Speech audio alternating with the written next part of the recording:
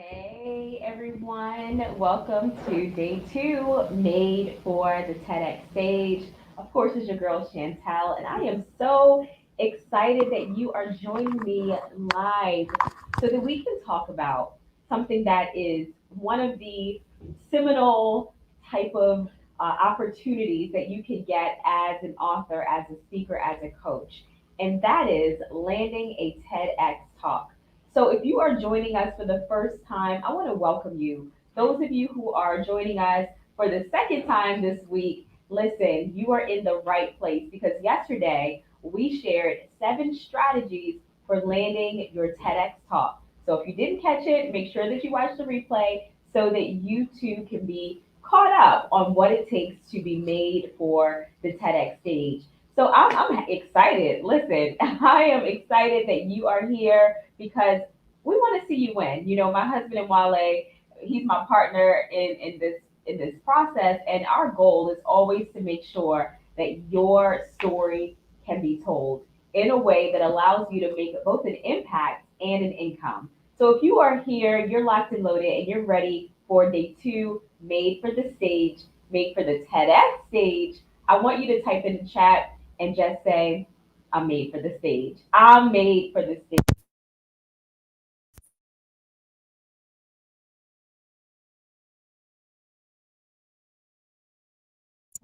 Oh, hello, hello. So, those of you who are just joining us, welcome, welcome. Hello, Denise. You're coming from Las Vegas. Are you made for the stage, Denise, or are you just playing? Let me know.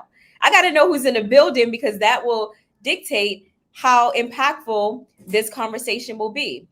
Right. So if you are made for the stage, just type it in the chat because yesterday, Denise, we talked about 7 strategies to help you be made for the TEDx stage. And today, somebody say today, we're going to share even more about how to, first of all, we're going to unpack this mystery on what TEDx is. And then we're going to unpack 6 myths that you probably are thinking in your mind right now when it comes to TEDx. I want to dispel those myths. So that is what we're going to focus on today. So I need to see more people in the chat talking about they're made for the stage, right? I need you to let me know that you're ready for this because I don't really believe in theory. I believe in application. So the more that you show up, the more that you actually participate and let me know that I'm not just talking to myself, then the more this can become applicable to you. And I can almost guarantee that some of you, when you apply these strategies, you will be able to land successfully on a TEDx stage next year. So tell me, y'all, first of all, tell me if you can remember one strategy that we learned yesterday on yesterday's session made for the stage. What's one of the takeaways that you got from it, right? We talked about 7 strategies, must know strategies in order for you to land on a TEDx stage. Let me know what was one of your takeaways from that particular session. Yes, I am ready and I'm waiting. I'm actually looking at the chat right now. I'm waiting for your response. That way I know if we got to go do some revision or if we can pick up where we left off and unpack 6 myths that are probably swirling in your head right now as it relates to this TEDx event and these TEDx opportunities. So, I love it. Dr. Tara said to ensure that your talk evokes emotion. You don't want to be up there being all dry, right? And your talk doesn't have the potential to go viral, right? Evoke some type of emotion. It can be laughter, it can be joy, it can be, sadness. Evoke emotion. That's what makes a talk memorable. Absolutely. Understand too, blessings to you, Karen. Understand as well, y'all, that when you're doing your talk, you're not just taking off some dusty speech that you've done in the past before. No, we're going to talk today about what's going to make your talk stand out. In addition to what Tara got from yesterday, hey, evoke some emotion. I love it. Denise said, listen, I learned that I have to get clear on my idea. Get clear on your idea because that is going to allow you to put meat on your bones to add the message as it relates to your idea. So we talked about TEDx talks are built upon one main idea that's related to the theme of the event. And that idea has a message. It has a message that is both universal in nature, that evokes emotion, and it causes people to look at a particular topic in a new way. That's the goal of making sure that you're clear on your idea so that you can accomplish the objectives that the TEDx stage wants you to accomplish by being its speaker. All right. So I am glad that I have some folks in here that are actually made for the TEDx stage, because you've been paying attention and you've been taking the gems that have been dropped, putting them in your bag, and now you're ready to apply them. But before we go ahead and just blaze off onto our own TEDx stages, I want us, first of all, to go over some key important details about TEDx that you must absolutely know before you try to pitch yourself or research ideas. So, the first one is knowing what the TEDx platform is all about. So, first of all, the acronym TED, it's not a person's name. It actually stands for Technology, Education, and Design. So the platform itself was designed to present ideas that are related to technology, education, and design. Over the years, of course, you see this topic, these three pillars being talked about in a multitude of ways. If you go on YouTube, for example, you'll see thousands of TED and TEDx talks that discuss a number of ideas, but at the core of its existence, the TED organizers wanted speakers to focus on technology, education, and design. Well, the great part about it for you as a potential speaker is that you can almost tie any idea into these three core topics, okay? Whether you're talking about love, love can relate to technology. Somebody say Tinder, right? If you're talking about depression, depression can relate to education, right? So no matter what you are passionate about, chances are it can relate to TED, technology, education, and design, right? So now that that is clear, I want you to know that yes, you do qualify to be a TEDx speaker. So I don't want you to overthink this thing and think that, you just don't have what it takes. If you have a passion about a particular topic, then you can certainly craft your message around in such a way that it would be attractive to a TEDx organizer, for them to consider you for their stage. All right, who's in the building? Daphne, I'm so glad to see you. Yes, thank you. Mrs. All Day, Every Day, Denise. She said that she took away yesterday that her TEDx title must be compelling. It absolutely can't be any hairy fairy title that only you can resonate with, right? Those of you who are in our publishing class, you know this, right? You know this because you're writing a book or you've written a book with us and you're like, okay, yeah, Chantel and Mwale, they told me this already, that I have to make sure that my title is something that's so compelling that people actually want to pick up my book. It's so compelling that organizers want to actually consider working with me, and being a part of their TEDx events. So make sure that it's compelling. And so today, now that we understand what TEDx means and why the event is around and that we absolutely qualify, I want you to know that the goal of TEDx is to spark conversation, connection, and community. That's the goal. I believe that if purpose is not known, then abuse is inevitable. And so if you don't know what the purpose of this coveted stage that you want to be a part of, what the purpose of it is, if you don't know that, then chances are you will bump yourself up against a wall when it comes to trying to get on a TEDx stage, craft your message. It just won't work. So knowing that you want to craft a message that will spark conversation, connection, and community, then that will let you know, hey, wait, maybe this topic that I've been talking about my whole life, maybe I should approach it a little differently, right? In strategy number 3 yesterday, we spoke about getting feedback, right? So even if you've been presenting on the topic for so long and you're like, oh my gosh, this would make a perfect TEDx talk, consider getting some feedback, because if you don't spark conversation and connection and community within your message, then it wouldn't be a good TEDx talk, right? So I can go so much deeper into that topic, but for the sake of covering our 6 myths, I'm going to save that for our special VIP day tomorrow. So let's talk about the 6 myths. The 6 myths that you may be thinking that's preventing you from being a part of the TEDx experience. So, myth number 1 that you've been telling yourself is that I have to be well known in order to be a TEDx speaker. Type it in the chat if you thought that, right? If you thought that you really have to be like major on social media, if you have to have this huge attractive following, all of that is nice and is important. But really and truly, what TEDx organizers are looking for is that they're looking for someone who has, they're actually not even looking for someone. I take that back. They are looking for ideas. They're looking for a perspective on ideas that are universal, that each of us can relate to. Ideas such as love, ideas such as trauma, ideas such as technology, ideas, education, ideas related to relationships, ideas.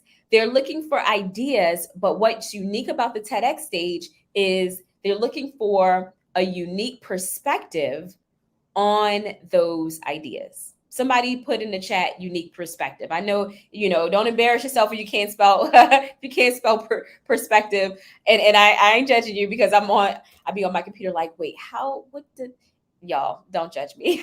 Thank God for spell check, right? But type in unique perspective, because when you understand that your message must come from a unique perspective, then you will approach this way differently than if you were given a speech at your local community center.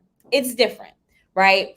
And I want you to do this for me. Promise me that before you apply to a TEDx talk, that you will watch a few of them on YouTube before you even sit down to craft your own message. Because, Sandy, you are going to realize that, yeah, they're talking about romance, but they are taking it from a totally different angle. Wow, right? Wow, I never thought about it like that. That is what's going to help you to say, okay, well, I need to kind of think about my topic a little differently so that it could have that wow factor that the TEDx stage is looking for. So ask yourself, does my speech have that wow factor? Because essentially, TEDx organizers who are going to choose you to speak, they don't care about your social media following. They care about your idea, because they really and truly, they want to know if your talk can go viral, has the potential to. But if it's just some humdrum message that you've been talking about for years and you haven't really given it that spark of uniqueness or that wow factor, then that's not exciting. When your application is being screened, is not going to be exciting for the person who can potentially book you for that TEDx event. All right. So to get back to the first point, the first myth rather, is that you have to be well known. No, they don't really care about your name, your credibility, and when I say credibility, I mean your social media following. What they care about is the idea that you present. That's why it's so important for you to have written a book. For you to have written a book means that you have already exalted yourself, for lack of a better term, as an expert in a particular field. So that gives you that credibility stamp that's going to allow a TEDx organizer to say, okay, even though he or she may not have a huge market on social media, at least I know that these ideas have been published and that they're not just coming from some corner of America trying to get on my stage. Your reputation is also important when it comes to solidifying that your idea is worth sharing, right? That's the message of TEDx. Ideas worth sharing. So, myth number 1, no, you don't have to be well known. So, I want you to type that in the chat. I don't have to be well known. Because as we unpack these myths, it's going to eliminate those resistance muscles that you have programmed in your mind to think that you can't qualify to land on a TEDx stage. You actually can. What you do need is to know that you have what it takes. And then also, you need some training to help make your talk and your exposure memorable. right? The reason why I love TEDx as a platform for speakers and for authors and for coaches is because it gives you international exposure to people who wouldn't otherwise get to know you. So absolutely, you want to go into this thing, Shamir, knowing that if you don't have that exposure, that publicity, right now, by landing on a TEDx stage, it's that credibility stamp. What's more is that all you have to do is show a picture of you behind or in front of some TEDx letters, and people are like, oh my gosh, like they're doing it big, right? How many of you have seen people on your profile who've landed on a TEDx stage? You're like, wow, they just blew up all of a sudden, right? And that's what happens. It's that creme de la creme of credibility when it comes to positioning yourself as an expert in your field. So thank you, Shamir. Yes, you do not have to be well known, but trust me, after you get off the TEDx stage, there are going to be more people who know you, right? But that's myth number one. You don't have to be well known. Myth number two is I have to be local, right? You've probably seen call for speakers for TEDx opportunities. And what's unique about TEDx is that essentially organizers have to choose a local name for their TEDx talk. But the truth is, they're not just looking for local people in that community that their TEDx talk is being featured in, right? So I want you to realize this, is that even though you may see TEDx talk Trinidad and Tobago, or you may see TEDx talk, East Harlem, that does not disqualify you from applying to these TEDx opportunities. What they're looking for, again, is not the speaker, but the idea. So if what you present, Sandy, has the ability to strengthen that community, that brain trust of the community, then guess what? They're going to want to know you. They're going to want you to be a part of that event. So myth number two is you don't have to be local to the event in order for you to be a speaker, right? What you do have to know, though, Bird's World, is that I didn't know I had special guests. Lord have mercy. What I want you to know, though, is that you will have to cover the expenses that are required for you to travel to that event. But in other words, you don't actually have to, you won't be disqualified if you're not from those communities. All right.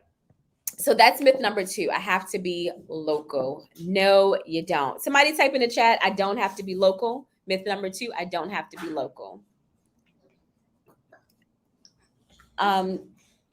Where's your babysitter? Go, please. I don't have to be local. I love Sandy. She said, I love the surprise guest. How handsome. Listen, these children, if y'all want to borrow them for a day, a weekend, that would be very helpful. All right, let's move on to myth number three. Myth number three is I can sell my products. Can you sell your products on a TEDx event? Who knows the answer to this? The answer is no. You can't sell your products, right? You got to make sure. Say hi. You got to make sure. Okay, go. I'll see you guys later. You got to make sure that you do not sell from the TEDx stage. They are not going to have you come to their event. And when I say they, I'm talking about the TEDx organizers. They don't want you to come to their event making it about business. Yes, you can be a business owner, you can have great products and services, but you won't get any traction in terms of being invited back if you break this rule. This is a cardinal rule. Don't sell from the TEDx stage. But what's great about it is that it will give you exposure, Shamir, in that if somebody sees you, they love your idea, you evoke and spark emotion, right? Because you're taking the strategies down and knowing that your talk has to do those things. And they just love your 18 minutes of power. Well, guess what? They're going to find you anyway. One of my favorite coaches, Sandy, your girl, Lisa, she always talks about when she got invited to speak on the Steve Harvey show. And she's like, Chantel, I didn't have my sales page set up. I didn't give out any contact information while I was on that show. which worked to my benefit and my detriment in a way. She said, because I received so many emails from people all over the world who were like, who are you? I loved your story. Even though you only spoke for 5 minutes, I need you in my life, right? And so she didn't have to promote anything that she had to offer. But what Lisa did do was she shared her story, she shared her idea in a powerful way, and people began to like, know, and trust her. And they found her anyway. And so that's the lesson. So, myth number 3, thank you, Sandy. No, you cannot sell your products, right? That's the myth. Can I sell No, you can't. But if you are using the strategies that we're teaching you and how to build your idea, build your message for the TEDx stage, then guess what? People are going to want to buy your products anyway. All right. So please note that. Myth number 4, I have to show up live. No, especially in this environment that we're in right now. There are some TEDx events where you can absolutely show up on the virtual screen and still be a TEDx speaker. So you don't have to show up live. You can take advantage of virtual TEDx opportunities. You just got to know where to find them, okay? So that is myth number 4. I have to show up live. No, you don't. Myth number 5. Myth number 5 is I have to speak for longer than 20 minutes. No, because you've probably gotten training from like Toastmasters and other organizations where they tell you, yeah, you got to prepare a talk that is at least 20 minutes longer or longer. But the truth is, 18 minutes is the maximum time that you can be on the TEDx stage. If you're on there longer, they're either going to cut your mic or they're not even going to show you on the TEDx YouTube page. You absolutely have to make sure that your talk is less than 18 minutes or less. I always tell people to prepare for a 10-minute talk because naturally we sometimes either talk really fast or we talk really slow, or sometimes we're right on pace. So if you make sure that your talk is under the 18-minute mark, 9 times out of 10, you're not going to accidentally go over, right? All right. So let me know. Yes, thank you, Sandy. I want you to type in the chat because there will be some of you who are watching this on replay, and I want you to go to the chat to look at each of the myths that we've covered so far, right? Sandy's been holding it down. We put it in the notes. So thank you so much. Cuteness overload. Yes, those children, listen, they keep a smile on my face, that's for sure. All right, who's ready for myth number 6? Myth number 6. Drum roll, drum roll. Myth number 6 is that I have to know the organizer in order to be selected as a speaker. No, you don't. You don't have to know anything about who's organizing the TEDx event. Thankfully, you got, Imwali and myself, right? So you got an advantage when it comes to knowing about the TEDx event that's taking place in Trinidad in March, right? Shh, don't tell nobody. Y'all get this insider secret. But if you want to do an event in your local town or in your country, you don't have to know the person who's organizing it. You just simply have to apply yourself for those opportunities. I gave you the website yesterday. So watch the replay from yesterday made for the TEDx stage. And you will see that if you go online to the TEDx.com website, then you could actually find local events that are happening in your area. And I'll tell you, you won't get a TEDx event 9 times out of 10 by just applying for one opportunity. You got to prepare for more. You got to actually pitch yourself for more than one. That's why, your topic should remain the same. I'd say come up with at least 2 ideas that you feel incredibly passionate about sharing with the world, and then look for opportunities that gel well with that idea, right? Because each TEDx event, they have their own themes. And so if you have your 2 core ideas, Sandy, where you're like, my message is about love and resilience. And I've crafted my best 10-minute talks on love and resilience. But when you go ahead and research TEDx opportunities, then you're only looking for TEDx talks that would directly relate to love and resilience, right? And sometimes you have to get innovative, right? Denise, about your title, so that when you're submitting it to these organizers, then they'll see the relevance of your topic with their theme, right? So if they are a technology and design TEDx talk, you're like, okay, my topic is love and resilience. You may have to get very crafty. In fact, you will, on how you can connect your two topics related to their core theme, technology and design. And yes, when you're creative, it certainly can relate. You got to get the proper support to know how to, angle yourself in that way. So, really though, yes, Trinidad in the house. I love it.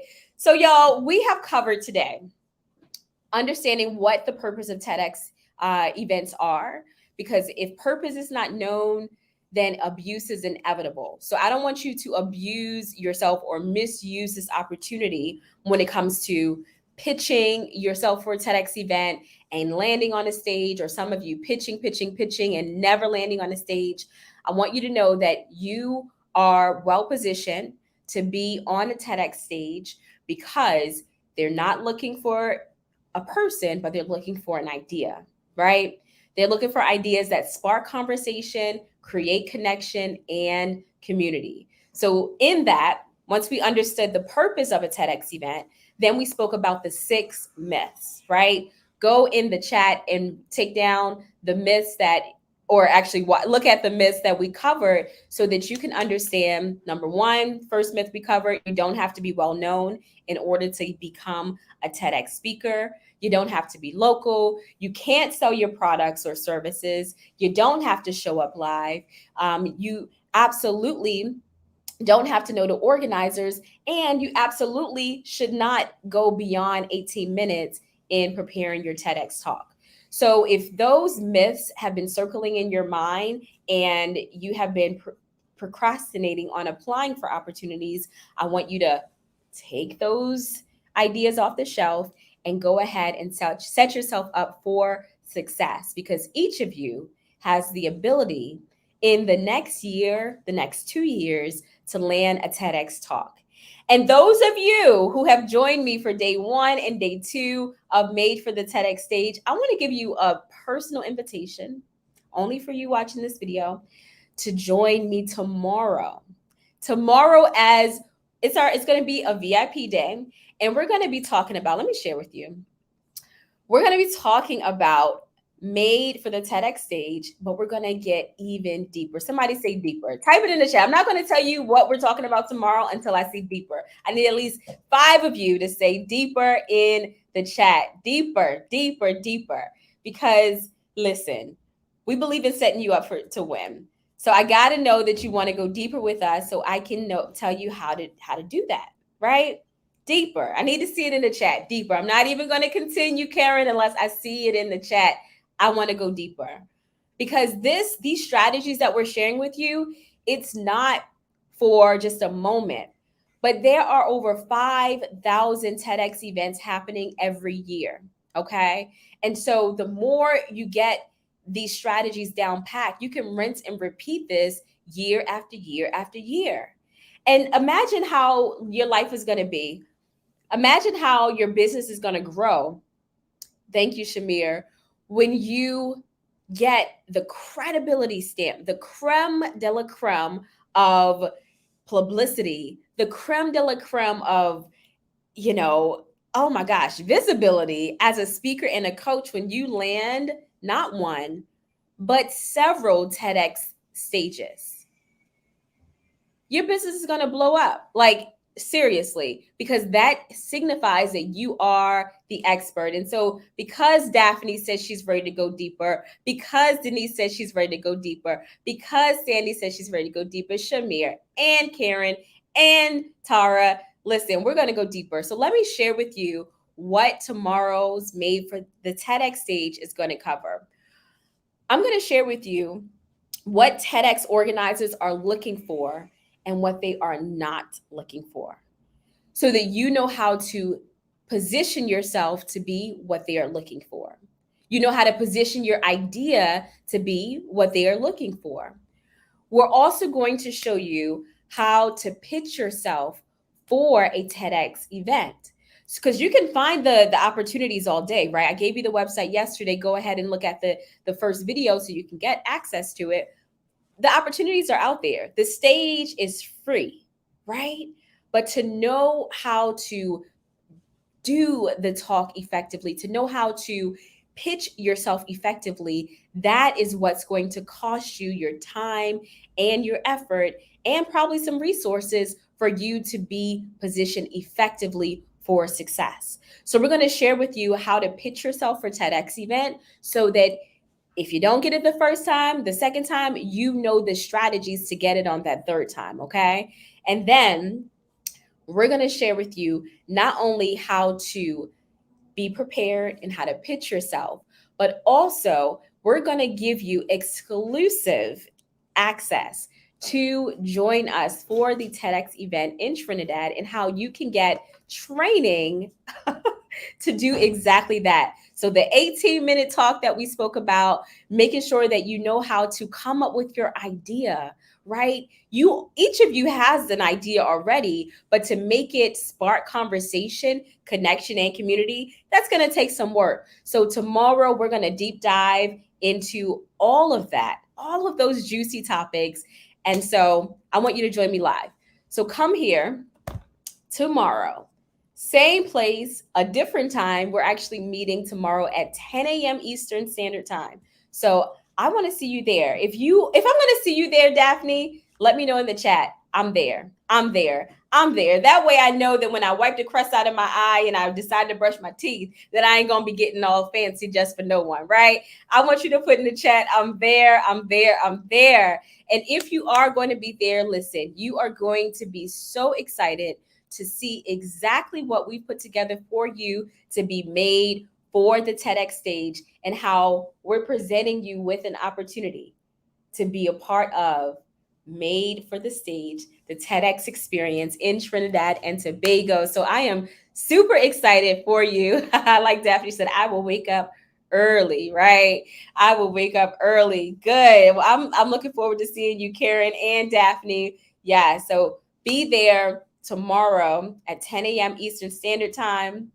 Listen, I can't wait to see you. So with that, y'all, it's not the same time tomorrow. It's going to be 10 a.m. Eastern Standard Time. Y'all will get the notification, right? And I will see you there. Take care and God bless you. Bye-bye.